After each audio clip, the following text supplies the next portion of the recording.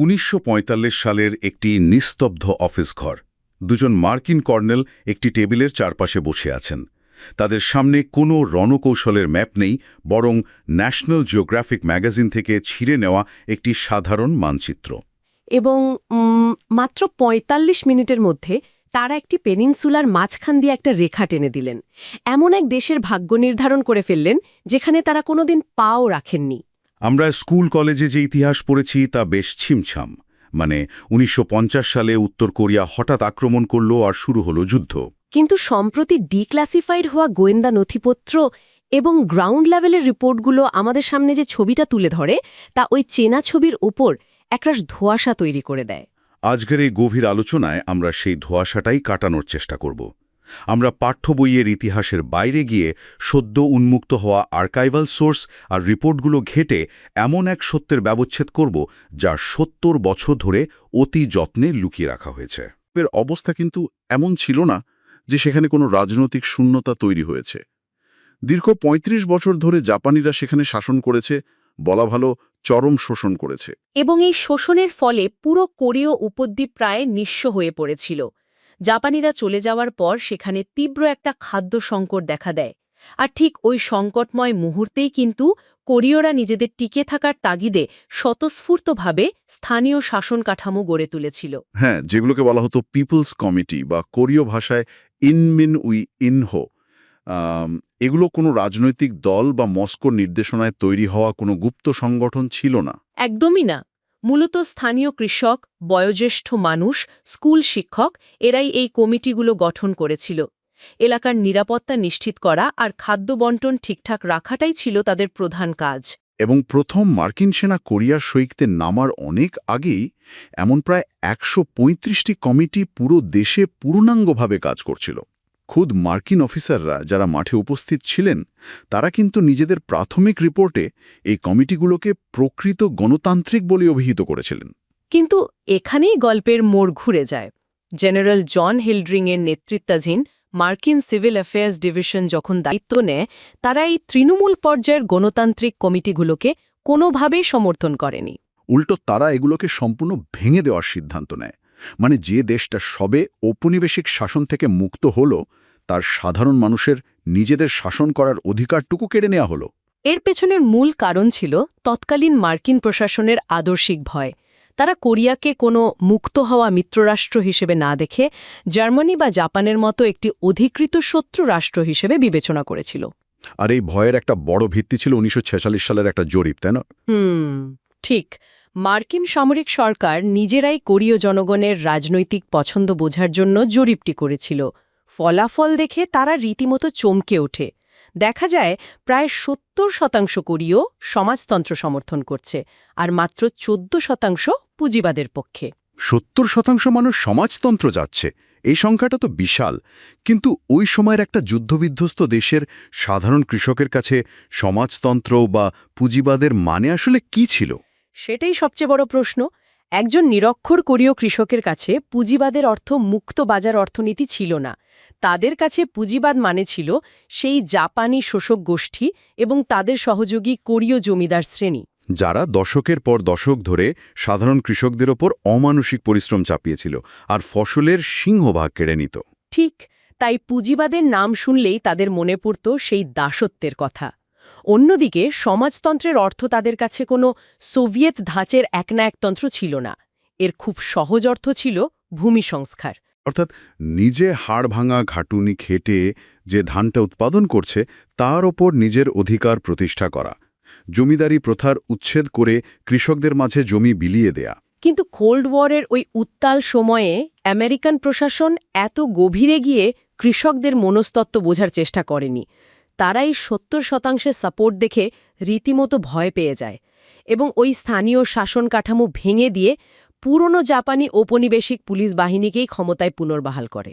ব্যাপারটা ভাবতে পারেন, যেই মানুষগুলো কয়েক দশক ধরে কোরিয়ানদের ওপর অবর্ণনীয় নির্যাতন চালিয়েছে তাদের হাতেই নতুন একটা পতাকা ধরিয়ে দেওয়া হলো।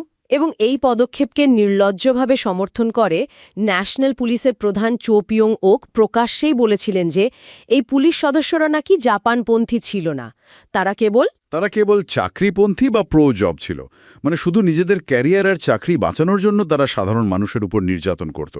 এই যুক্তিতেই তথাকথিত মুক্তিদাতারা সেই পুরনো নিপীড়নের যন্ত্রকে আবার চালু করে দিল। আর এই প্রাতিষ্ঠানিক দমনপীড়ন খুব দ্রুতই একটা সুনির্দিষ্ট রূপ লাভ করে। সাধারণ মানুষকে দমনের জন্য ন্যাশনাল গাইডেন্স লীগ বা বোদো ইয়োনোময় নামে একটি তথাকথিত নাগরিক পুনর্শিক্ষণ সংগঠন তৈরি করা হয়। কাগজে কলমে এটাকে বলা হয়েছিল যারা আগে বামপন্থী চিন্তাধারার সাথে যুক্ত ছিল তাদের সমাজের মূল স্রোতে ফিরিয়ে আনার জন্য। কিন্তু বাস্তবে এটি ছিল একটা নিখুঁত আমলাতান্ত্রিক ফাঁদ। নিরক্ষর কৃষকদের বলা হতো এই লীগে নাম লেখালে বিনামূল্যে সার পাওয়া যাবে, অথবা পুলিশ আর তাদের হয়রানি করবে না। সামান্য সুবিধার আশায় বা ভয়ে মানুষ গিয়ে একটা কাগজে নিজের আঙুলের ছাপ দিয়ে আসত। কিন্তু তারা তো জানত না যে ওই আঙুলের ছাপ দেওয়ার মানে হল রাষ্ট্রদ্রোহিতার স্বীকারোক্তিতে স্বাক্ষর করা। একদম তাই। সম্পূর্ণ অজান্তেই তারা রাষ্ট্রের খাতায় নিজেদের বিপজ্জনক ব্যক্তি হিসেবে তালিকাভুক্ত করে ফেলছিল। আর স্থানীয় পুলিশ স্টেশনগুলোর ওপর আবার কোটা চাপিয়ে দেয়া হয়েছিল এই তালিকায় নাম তোলার জন্য। একটা দেশের ভেতরে যখন এই মাত্রায় কাঠামোগত নিপীড়ন চলতে থাকে তখন তো মানুষের ধৈর্যের বাঁধ ভাঙবেই। ১৯৫০ সালে অফিসিয়ালি যুদ্ধ শুরু হওয়ার অনেক আগেই তো সেখানে কার্যত গৃহযুদ্ধ চলছিল। অবশ্যই ডিক্লাসিফাইড সোর্সগুলো আমাদের ১৯৪৮ সালের জেজু 4.3 ইনসিডেন্টের দিকে নিয়ে যায়। জেজু দ্বীপে একটি সমাবেশের সময় পুলিশের ঘোড়ার পায়ের নিচে এক শিশু পিষ্ট হয়। এবং এই ঘটনাকে কেন্দ্র করে দ্বীপে ব্যাপক বিক্ষোভ আর সাধারণ ধর্মঘট শুরু হয়ে যায়। প্রশাসন তখনই বিক্ষোভকে সরাসরি কমিউনিস্ট অভ্যুত্থান হিসেবে আখ্যায়িত করে চরম ডানপন্থী আধাসামরিক গোষ্ঠী নর্থ ওয়েস্ট ইউথ অ্যাসোসিয়েশনকে লেলিয়ে দেয়। আর সামরিক কমান্ডার সং ইয়ো চ্যান সেখানে এক নির্মম পোড়ামাটি নীতি গ্রহণ করেন। কোনো বিচার নেই, পাহাড়ি এলাকায় যাকে পাওয়া যাবে তাকেই গুলি করার নির্দেশ দেওয়া হয়। এই চরম নিংসতায় জেজু দ্বীপের প্রায় ৩০,০০০ মানুষ নিহত হয়, যা ছিল ওই দ্বীপের মোট জনসংখ্যার প্রায় ১০%। সবচেয়ে মর্মান্তিক ব্যাপার হল নথিপত্র দেখাচ্ছে যে তৎকালীন মার্কিন রাষ্ট্রদূত জন মুথিও এই বাহিনীর মধ্যে স্যাডিস্টিক বা চরম নিষ্ঠুর প্রবণতা থাকার কথা স্বীকার করেছিলেন। তার সত্ত্বেও তিনি এই দমনপীড়নের প্রশংসা করেছিলেন। এই জেজু দ্বীপের সাধারণ মানুষ হত্যার নির্দেশ কিন্তু সেনাবাহিনীর অনেকেই মেনে নিতে পারেনি। ১৯৪৮ সালে দক্ষিণ কোরীয় সেনাবাহিনীর ১৪তম রেজিমেন্টকে যখন সেখানে পাঠানো হচ্ছিল, তারা সরাসরি নির্দেশ অমান্য করে বিদ্রোহ করে বসে, যা ইয়োসু সুনচিয়ন বিদ্রোহ নামে পরিচিত।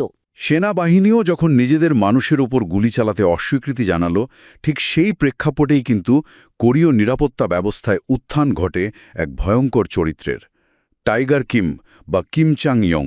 এই টাইগার কিমের ইতিহাস জানলে বোঝা যায় পরিস্থিতি কতটা বিকৃত হয়ে গিয়েছিল। সে পূর্বে জাপানি মিলিটারি পুলিশের হয়ে কাজ করত এবং কোরীয় স্বাধীনতা সংগ্রামীদের ধরে এনে নির্যাতন করত। অথচ দেশ স্বাধীন হওয়ার পর এই লোকটাই হাজার হাজার রাজনৈতিক বন্দীকে হত্যার মূল কারিগর হয়ে ওঠে। এই পুরো প্রেক্ষাপট প্রমাণ করে যে ১৯৫০ সালের বিখ্যাত ২৫ জুনের আগে থেকেই একটা রক্তক্ষয়ী গৃহযুদ্ধ সেখানে চলছিল। ঠিক। ইতিহাসবিদ ব্রুস কামিংস এই যুদ্ধ শুরুর প্রেক্ষাপটটাকে তার 3 মোজাইকস থিওরি বা ৩ খণ্ডের মোজাইক তত্ত্ব দিয়ে চমৎকারভাবে ব্যাখ্যা করেছেন। ১৯৫০ সাল জুড়েই তো ওংজিন পেনিনসুলায় তুমুল গোলাগুলি চলছিল। এই 3 মোজাইকস থিওরির প্রথম খণ্ডটা হলো সেই প্রচলিত প্রাতিষ্ঠানিক বয়ান, মানে উত্তর কোরিয়া সম্পূর্ণ উস্কানি ছাড়া অতর্কিত হামলা চালায়। আর দ্বিতীয় খণ্ডটি হল রিভিশনিস্ট বয়ান। ১৯৫০ সালের মে মাসের নির্বাচনে প্রেসিডেন্ট সিংম্যান রিয়ের শোচনীয় পরাজয় ঘটে। ক্ষমতা ধরে রাখতে এবং মার্কিন হস্তক্ষেপ নিশ্চিত করার মরিয়া চেষ্টায় দক্ষিণ কোরিয়া ওই ওংজিন পেনিনসুলায় ইচ্ছাকৃতভাবে সংঘাত উস্কে দেয়, যাতে একটা পূর্ণাঙ্গ যুদ্ধ শুরু হয় এবং সামরিক আইন জারির মাধ্যমে তিনি ক্ষমতা পাকাপোক্ত করতে পারেন। তবে তৃতীয় দৃষ্টিকোণটি হল চূড়ান্ত সংশ্লেষণ, যাই দুই পক্ষের বয়ানকেই এক সুতোয় গাঁথে।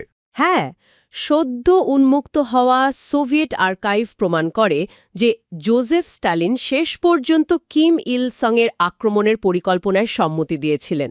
মানে দুই পক্ষই আদতে যুদ্ধ চেয়েছিল। কিন্তু আক্রমণের এই আকস্মিকতা বা সারপ্রাইজ এলিমেন্ট মূলত জাতিসংঘকে দ্রুত সামরিক হস্তক্ষেপে রাজিকরণের জন্য একটা সুপরিকল্পিত কূটনীতিক বয়ান ছিল। একদম। তবে ১৯৫০ সালের ওই জুনে যখন উত্তর কোরিয়া আসলেই বড় পরিসরে আক্রমণ করে বসে, তখন দক্ষিণ কোরিয়ায় একটা ভয়াবহ ঘটনা ঘটে। ওই যে একটু আগে আমরা ন্যাশনাল গাইডেন্স লিগের কথা বলছিলাম। যেখানে সাধারণ কৃষকরা বিনামূল্যে সারের আশায় আঙ্গুলের ছাপ দিয়েছিলেন। হ্যাঁ, উত্তর কোরিয়ার সেনাবাহিনী এগিয়ে আসার সময় দক্ষিণ কোরীয় পুলিশ আর সেনাবাহিনী পিছু হটতে শুরু করে, কিন্তু পিছু হটার আগে তারা ওই গাইডেন্স লিগের তালিকা ধরে মানুষগুলোকে খুঁজে বের করে। সেই নিরক্ষর কৃষকদের ধরে এনে ট্রাকে করে তোলা হয়। এরপর তাদের পরিত্যক্ত কোবাল্ট খনিতে নিয়ে গিয়ে নির্বিচারে গুলি করে গণকবরে পুঁতে ফেলা হয়। মাত্র কয়েক সপ্তাহের মধ্যে ১ থেকে ২ লক্ষ সাধারণ নাগরিককে অত্যন্ত সুপরিকল্পিতভাবে হত্যা করা হয়। এই সংখ্যাটা হিরোশিমায় পারমাণবিক বোমায় নিহতের সংখ্যার চেয়েও বেশি, আর ডিক্লাসিফাইড নথিপত্রে প্রমাণ করছে যে মার্কিন সামরিক কর্মকর্তারা এই হত্যাযজ্ঞের সময় সেখানে সশরীরে উপস্থিত ছিলেন এবং ছবিও তুলেছিলেন। কিন্তু প্রমাণগুলো ধামাচাপা দেয়া হয়। জেনারেল ডাগলাস ম্যাকার্থার এই বিশাল গণহত্যাকে কেবল একটি অভ্যন্তরীণ বিষয় বলে এড়িয়ে যান। কারণ জনসমক্ষে প্রচার করা হচ্ছে তারা গণতন্ত্র রক্ষার জন্য যুদ্ধ করছে। এই বয়ানের সাথে তো এত বড় গণহত্যার বাস্তবতা একদমই মেলে না। যারা মারা গেল তারা তো গেলই, কিন্তু নিহতদের পরিবারের ওপর এরপর চাপিয়ে দেওয়া হয় এক প্রকার সামাজিক মৃত্যু, যার নাম ইয়নজাজে। Guilt by association. পরিবারে কারো নাম ওই গাইডেন্স লিগের তালিকায় থাকলে পুরো পরিবারটিকে সামাজিকভাবে বয়কট করা হতো। সরকারি চাকরি, বিশ্ববিদ্যালয়ে পড়া বা স্বাধীনভাবে ভ্রমণের অধিকার সবকিছু কেড়ে নেওয়া হতো। বংশ পরম্পরায় এই ট্রমা তাদের বয়ে বেড়াতে হয়েছে। ১৯৬০ সালে সিংম্যান রিয়ের পতনের পর শোকাহত পরিবারগুলো সাহস করে গণকবর খুঁড়ে নিজেদের স্বজনদের হাড়গোড় উদ্ধার করে স্মৃতিস্তম্ভ নির্মাণ করেছিল। কিন্তু ১৯৬১ সালে জেনারেল পার্ক চাং-হি সামরিক অভ্যুত্থানের মাধ্যমে ক্ষমতায় এসেই সেই স্মৃতিস্তম্ভগুলো ভেঙে ফেলার নির্দেশ দেন।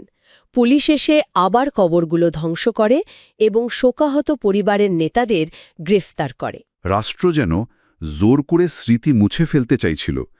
এই ধামাচাপা দেওয়া সত্যগুলোর পাশাপাশি সোর্সগুলোতে ১৯৫২ সালের নিধাম রিপোর্টের কথাও আসে। সেখানে তো জীবাণুযুদ্ধের মতো মারাত্মক অভিযোগও আনা হয়েছিল। হ্যাঁ, অভিযোগ ওঠে যে মার্কিন যুক্তরাষ্ট্র উত্তর কোরিয়া ও চীনের ওপর কলেরা ও প্লেগ সংক্রমিত পোকামাকড় ফেলে জীবাণুযুদ্ধ চালিয়েছিল। যুক্তরাষ্ট্র যদিও সর্বদা এটি অস্বীকার করে এসেছে। এই অভিযোগে সত্যাসত্য নিয়ে বিতর্ক থাকতে পারে, কিন্তু এটি প্রমাণ করে যে যুদ্ধের পরিস্থিতি কতটা অমানবিক পর্যায়ে পৌঁছেছিল। প্রতিপক্ষকে এতটাই ডিহিউম্যানাইজ করা হয়েছিল যে কোনো নৃশংসতাই তখন বিশ্বাসযোগ্য বলে মনে হচ্ছিল। একদম। আজকের ডিক্লাসিফাইড নথিপত্রগুলোর ভিত্তিতে আমরা যে আলোচনা করলাম তা পরিষ্কার করে দেয় যে কোরীয় যুদ্ধ নিছক কোনো সাদাকালো আদর্শিক লড়াই ছিল না। এটি ছিল একটি জটিল ঔপনিবেশিক পরবর্তী সংগ্রাম, যা স্নায়ুযুদ্ধের পরাশক্তিগুলোর দ্বারা ছিনতাই হয়ে গিয়েছিল। যে তথাকথিত গণতান্ত্রিক ব্যবস্থাকে রক্ষা করার কথা বলা হয়েছিল, সেটি আদতে ছিল একটি স্বৈরাচারী শাসন। যে শাসন ব্যবস্থা তার নিজের কৃষকদের বিরুদ্ধে যুদ্ধে লিপ্ত ছিল এবং পুরনো ঔপনিবেশিক নিপীড়কদের ব্যবহার করে ক্ষমতা টিকিয়ে রেখেছিল। যুদ্ধের সূচনার যে পরিষ্কার ও নিখুঁত বয়ান দশকের পর দশক ধরে প্রচলিত আছে, তা মূলত একটি বিশাল হত্যাযজ্ঞকে আড়াল করার জন্য তৈরি করা একটি আবরণ মাত্র। এই সত্যটি আমাদের এক রূঢ় বাস্তবতার মুখোমুখি দাঁড় করিয়ে দেয়। শ্রেণীবদ্ধ নথিপত্রের আড়ালে হারিয়ে যাওয়া সেই সব মানুষের নীরবতা আমাদের মনে করিয়ে দেয়, রাষ্ট্র যখন নিজেই নিজের নাগরিকদের মুছে ফেলার উৎসবে মাতে, তখন ইতিহাস কেবল বিজয়ীর গল্পই বলে না, বরং চাপা পড়া দীর্ঘশ্বাসের সবচেয়ে অস্বস্তিকর দলিল হয়ে থেকে যায়।